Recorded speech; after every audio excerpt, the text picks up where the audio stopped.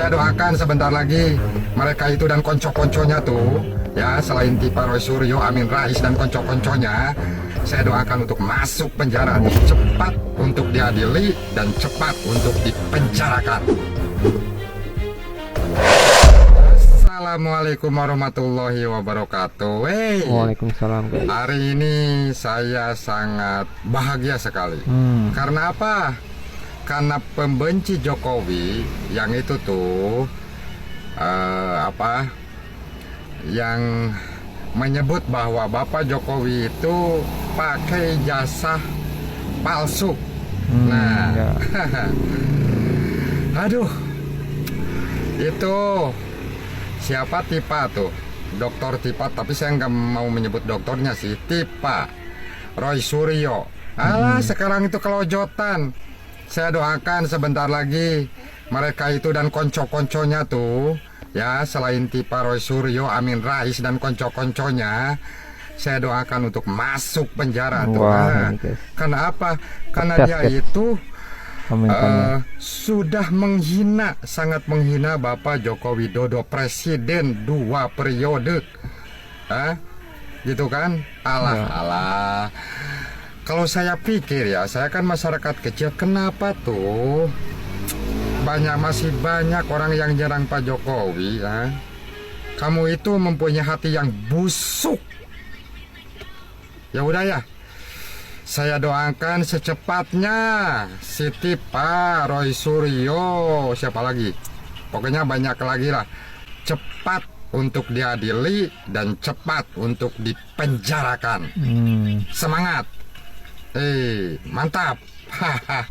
Waduh guys, ini melihat netizen ini terlihat sepertinya geram sekali atas apa yang dituduhkan Roy Suryo CS kepada Pak Jokowi.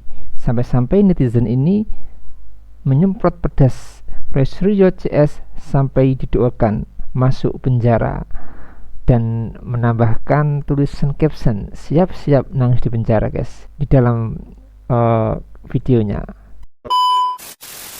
Saya jelaskan ada sebuah peristiwa yang dilaporkan oleh pelapor. Apa peristiwanya? Yaitu tanggal 26 Maret di sekitar Karet Kuningan yang tadi itu.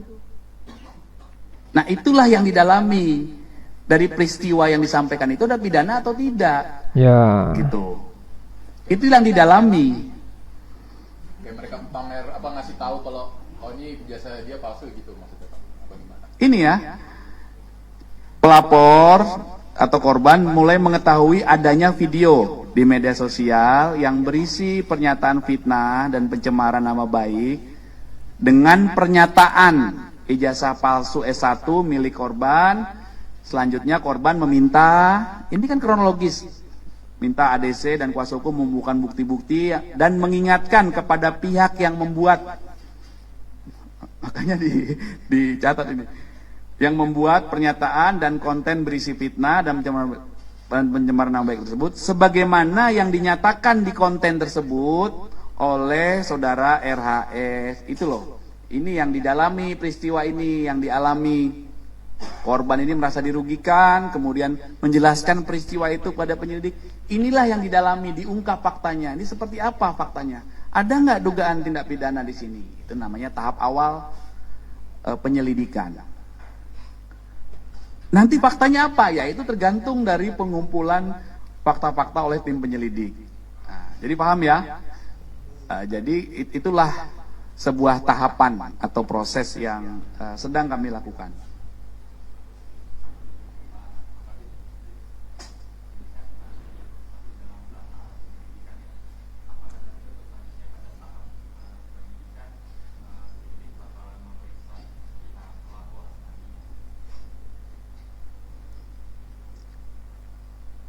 Sudah pasti ya. Jadi tahapan penyelidikan itu diperiksa, klarifikasi, nanti fakta-fakta dikumpulkan, kemudian dilakukan gelar perkara, ditentukan hasil gelar perkara berdasarkan alat bukti dan barang bukti yang dikumpulkan, ada nggak dugaan tindak pidana? Kalau ada dugaan tindak pidana, ditingkatkan statusnya menjadi penyidikan. Setelah Oke. penyidikan, pelapor diperiksa lagi di BAP namanya. Diambil keterangan berita acara pemeriksaan sebagai saksi dalam tahap penyidikan. Diulangi lagi nanti semua saksi diperiksa lagi. Inilah hukum acara yang diatur di hukum acara pidana dalam tahap penyidikan. Jadi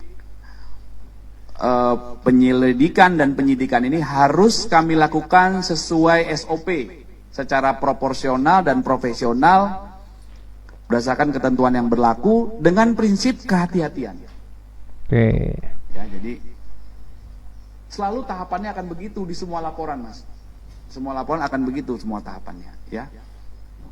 Pak, berarti kita penyelidikan nih, kita tahap ini penyelidikan, Jokowi bakal dipanggil lagi nggak Pak? Kan dia kan baru awal pas buat RP. Nanti penyelidik yang mempertimbangkan. Dia ada peluang ya? Penyelidik yang akan mempertimbangkan. Ya, berdasarkan fakta-fakta yang dikumpulkan. Ya, oke. Kalau dosen pembimbingnya Pak Jokowi bakal dipanggil nggak Pak?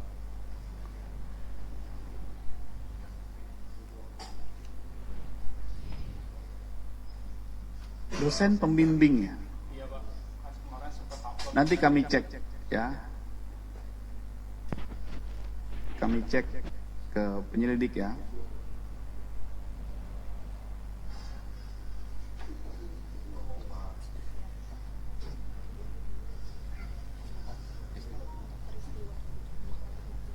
Oke. Jadi biar edukasi juga. Jadi pertanyaannya itu biar nyambung gitu. Jangan yang pertanyaan yang salah, yang jawab bingung nanti. Ya, oke. Tapi sejauh ini pertanyaannya keren-keren. Selalu menimbulkan angle baru. Keren. Oke guys, jadi Polda Metro Jaya ini telah memeriksa saksi-saksi dalam laporan kasus tudingan ijazah palsu Presiden ke-7 Joko Widodo. Setelah pemeriksaan para saksi, saat ini penyidik masih mendalami keterangan tersebut. Kasubdit Penmas Polda Metro Jaya AKBP Ronald Simanjuntak mengatakan pendalaman dilakukan untuk memutuskan apakah laporan tersebut bisa dinaikkan ke tingkat penyidikan atau tidak. Selain itu, dari keterangan Polda Metro Jaya mengatakan sejauh ini sebanyak 24 saksi telah diperiksa dalam surat panggilan pemeriksaan. Model mana kayak gitu? Yang namanya pemalsuan itu ya, tuduhan pemalsuan itu harus ada yang aslinya untuk dibandingkan mana yang asli, mana yang enggak, yang palsu. Tapi kan ini enggak, mereka enggak pernah melihat ijazah asli, enggak pernah melihat ijazah asli. Itu berandai-andai kalau ijazah asli itu harusnya begini, kemudian dia bandingkan dengan kopian yang dia punya. Oh ternyata kok nggak sama, ini Times Roman, ini apa itu model lain gitu. Padahal yang di copy itu sudah dirubah. Nah ini dipakai untuk dipaksa-paksa. Udah itu 100% saya ahli forensik apa itu. Tapi ahli forensik kalau caranya nggak benar ya jangan jangan mengajari rakyat untuk sesat itu. Nah, dan tadi udah diperiksa selama 6 jam dengan kurang lebih 26 pertanyaan. Mukanya udah mulai lesu. Jangan kayak dulu lagi. Nanti pura-pura sakit, pakai penyangga leher, pakai kursi roda, ya kan? Nggak kapok-kapok sih. Coba kita lihat teman-temannya lagi nanti yang lain, ya. Nah, kata netizen ini guys, sepertinya muka Roy Suryo itu sudah terlihat nampak lesu. Dan yang ditakutkan oleh netizen ini, jangan-jangan bisa seperti dulu itu, pura-pura sakit, pakai penyangga leher dan kursi roda guys. Tapi kalau dilihat sepintas memang ada benarnya ya guys. Apa mungkin kecapean ya guys ya. Soalnya tampak wajah Roy Suryo itu terlihat lesu. Kalau Pak Joko Widodo gagal memenjarakan gerombolan tukang fitnah masalah ijazah palsu, saya berjanji untuk tidak menyuarakan Pak Joko Widodo, apalagi keluarga Pak Joko Widodo. Noblos pun saya tidak sudi. Karena saya pribadi gemeremet. Kebenaran harus diuji. Saya berharap nggak ada kata damai, semua harus clear, masuk dalam bui.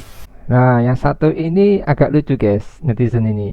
Jadi dia berjanji tidak akan lagi mensupport Presiden ke-7 RI Joko Widodo apabila gagal untuk memenjarakan Roy Suryo CS dalam kasus dugaan ijazah palsu. Ya sepertinya dia kecewa kalau resolusi ini tidak masuk bui guys. Jadi menurut kalian gimana guys soal video ini? Tulis komentarnya di bawah ini ya guys ya. Saya izin pamit dulu, sampai jumpa di video selanjutnya. Terima kasih.